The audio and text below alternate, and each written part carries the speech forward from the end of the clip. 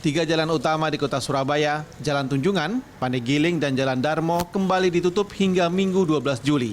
Sebelumnya, tiga jalan ini direncanakan ditutup sejak 3 hingga 9 Juli lalu. Penutupan dilakukan pada pukul 21 hingga 5 pagi pada hari kerja dan pukul 21 hingga pukul 12 siang pada akhir pekan. Hasil evaluasi Pemkot Surabaya, gugus tugas penanganan COVID-19 Surabaya, dan polisi menyebut penutupan tiga jalan itu efektif mengendalikan potensi penyebaran COVID-19.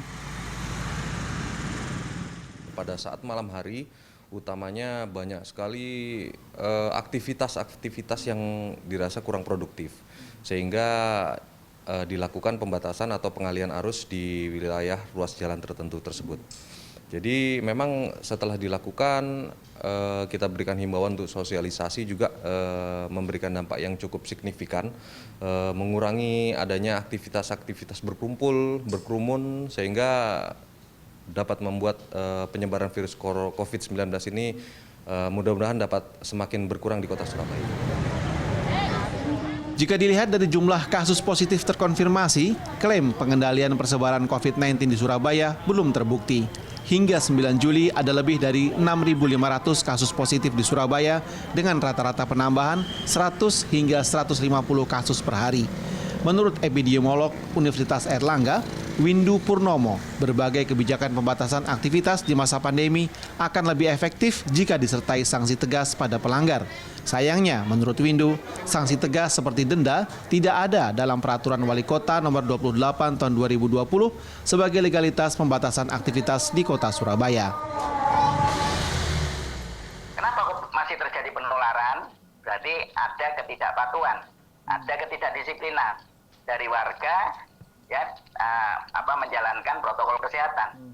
Kan itu. Nah, jadi artinya harus ada usaha keras dari pemerintah daerah, ya, bisa pemerintah provinsi, kabupaten kota, untuk mendisiplinkan warga. Kita tidak bisa kemudian wali kota misalnya atau pemerintah kota misalnya mengatakan, ya kita ini menghargai supaya tumbuh kesadaran sendiri dari warga, dari masyarakat.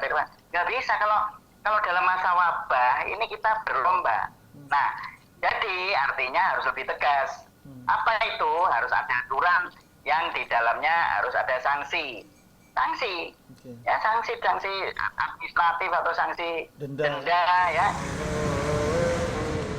Hingga 9 Juli 2020, jumlah kasus COVID-19 terkonfirmasi di kota Surabaya mencapai 6.573 kasus.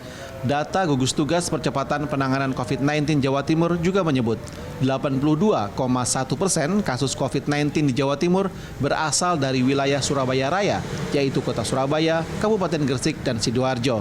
Attack rate atau tingkat serangan COVID-19 di wilayah Surabaya Raya juga tercatat mencapai 119,8 per 100.000 penduduk. Rangga Umara, Aga Dipa, Surabaya.